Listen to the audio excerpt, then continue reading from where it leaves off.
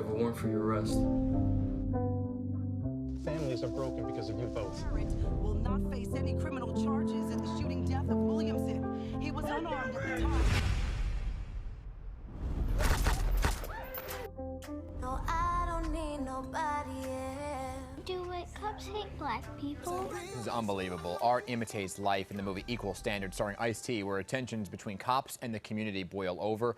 The movie was released in 2019, but it's being re-released now, given the current climate in our country. This week's event starting with Derek Chauvin's guilty verdict, followed by the deadly shooting of a teenage girl by police in Ohio, ending with the funeral of Dante Wright, prompting difficult but necessary conversations about policing in America. Ice-T isn't only in the movie, he's also one of the executive producers of the film, and Ice-T joining me now live. Good morning to you. Good to see you again. Thanks for coming back. Hey, good morning. Thank you for supporting the film. Of course. It's such a powerful film, and I want to get to that in just 1 second. I want to get your reaction to some news that happened this morning, which was the death of Shock G. I saw you tweeting about it on Twitter this morning. Wanted to get your reaction. I mean, you know, this has been a rough a year and a half for everybody, you know, with COVID. A lot of people have lost their family members. And, you know, when I heard about Shock G, it's crazy. Hip hop has been getting beat up. Yeah. Not only by COVID, but just by unexpected deaths. I mean, we lost Ecstasy of Houdini, then DMX, Black Rob, and now Shock G just hit us out of left field yesterday. So it's been rough, man. It's really been rough. I'm tired of writing the RIP tweets out. It's getting really bad. Yeah. And you know, I knew Shock G. He was a friend of mine, and you know, back in Digital Underground days, we all toured together. He was a sincerely sweet and good dude. Yeah. You know, and you know, it's just hard. It's hard to deal with so many right one after another. Right. It's bad. So my condolences go out to Shock's family, all the Digital Underground family. You know, Pac. If it wasn't for Digital Underground, you guys would have never got a Tupac. Seriously, you know, I know. Pac started in that group. So Here we go. And our thoughts go out to his family this morning as well. You know, and Ice, I want to talk to you because last time you were here, we were talking about this film, Equal Standard. It was 2 weeks, that conversation we had before George Floyd was killed. I couldn't believe what happened 2 weeks after the movie, taking on this new urgency, really, right? Since then, what was your reaction when you heard the guilty verdict in the Chauvin trial, knowing that you also have this film being re-released? Well, I mean, the guilty verdict has nothing to do with our film. I mean, the film is a whole nother thing. It was done actually 3 years ago, you know, when Taheim Bryan came to me with the idea, this script he wrote, because this stuff has been going on before I was born. You understand? My father marched into civil rights movements back in the 50s. So I think people are just more aware of it now.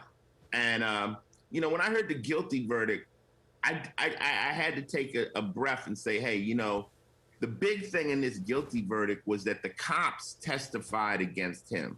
So that's the blue wall kind of breaking down a little bit. And when the cops start to testify against bad cops, that's the beginning. And this movie has this in there, in the storyline of one brother who was racist and the other brother who was not, who actually puts his own brother in jail behind, you know, some police wrongdoings. You know, so the cops have to stop covering up. I mean, it's a bad look, and they have to just address it internally. And we saw that with this trial, and that's why you got a guilty verdict. Yeah, but we talked about this week that precedent was set. You said it right. That the first time really ever you saw that blue wall come down and cops testifying against cops, a police chief testifying against one of his own officers. And that brings me to just one question before I bring in Taheim here. How does it feel playing a cop for yourself, right? Going on with what's going on in the world, Detective Tutio, Law & Order SVU, 22 seasons.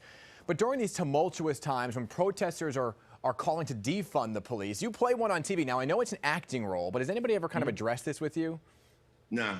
I mean, they haven't come at me. I mean, my first role on in acting was playing a cop in New Jack City. Yeah. And the one thing I could say about my particular role, we're SVU, so we're after rapists and pedophiles. Nobody even likes them, you know, in jail, in prison. They don't like them.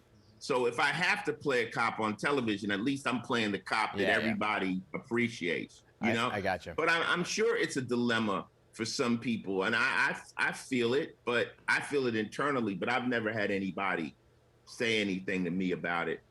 Right. I know you'd share your opinions and thoughts if they did, right? I want to bring in Taheim Bryan right now because he's the co-executive producer, writer of Equal Standard. Good to see you, Taheim. Welcome back.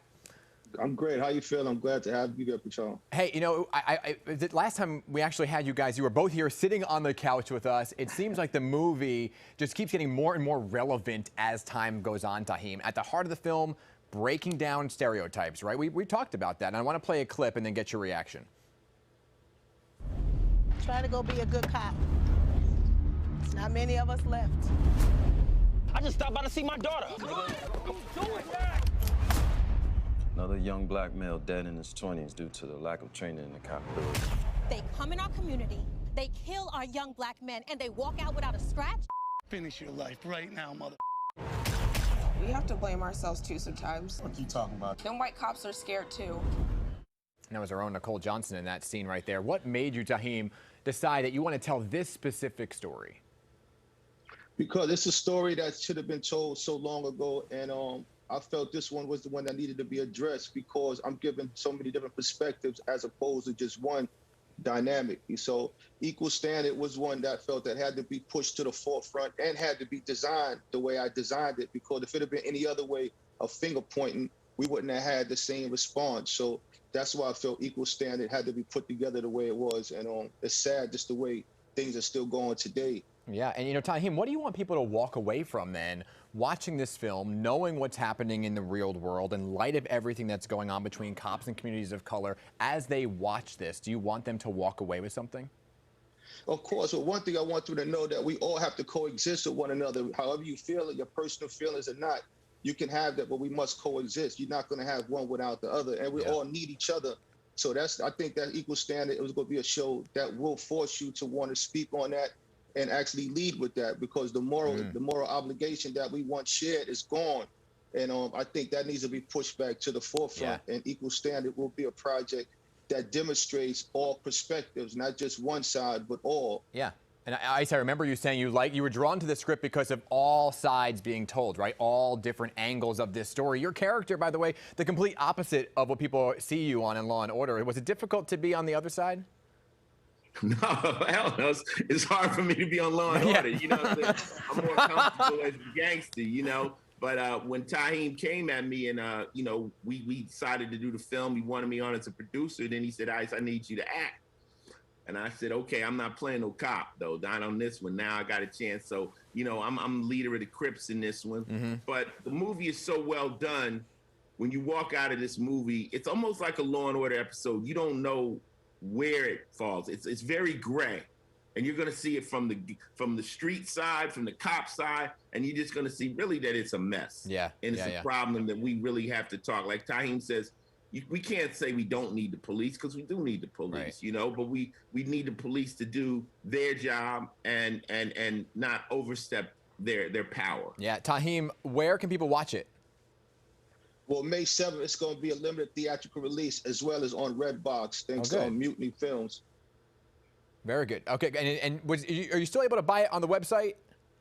No, that was all a part of the agreement, but it'll all be back up by May 7th, so you'll still get your chance for purchase as well.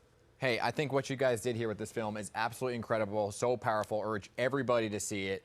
Thanks for both for being involved in this film. I think it's so important. Thank you. Thanks for the support. Ice, boy. And Ice, last time you were here. Oh, here we go. Oh, here we go. Last time you were here, you know, we talked about, you know, you said you wanted a kickback. You know, you said you wanted some money or something. Oh, for getting you on our show? No, to get me on again, which didn't happen. No, I didn't say that. I said that I launched your career, and when you really get that bag, when it comes, when you get that big role with Spielberg, just shoot me a Bugatti or something and stop playing. Oh, a Bugatti. Okay, a Bugatti. All right, I'll see what I can do. You know, I'm that caliber. You know, because I expect you to go and do great big things. 20 million a picture, small stuff. Let me just tell a quick story. I know we got to go. Taheim, I'm walking on the set of Law & Order. In comes this. I don't even know what it was. It was a lime green. What was it? You had a lime green. You talking about my car? Yeah. It was a candy apple red McLaren. Candy apple, sorry, I had the wrong color. Candy apple red McLaren. Taheim, I said, can I just drive this a little bit? He goes, no, you can step away. Thanks very much. That's one thing. Ice don't play with those toys. He nah. don't play with it. Guys, thank you so much for being here this morning, all right? Thanks for having us. Thank you, thank you. Equal Standard movie streaming May 7th. I'm still looking for my bag. I'll find it in the Bugatti. Yeah. Thanks, guys.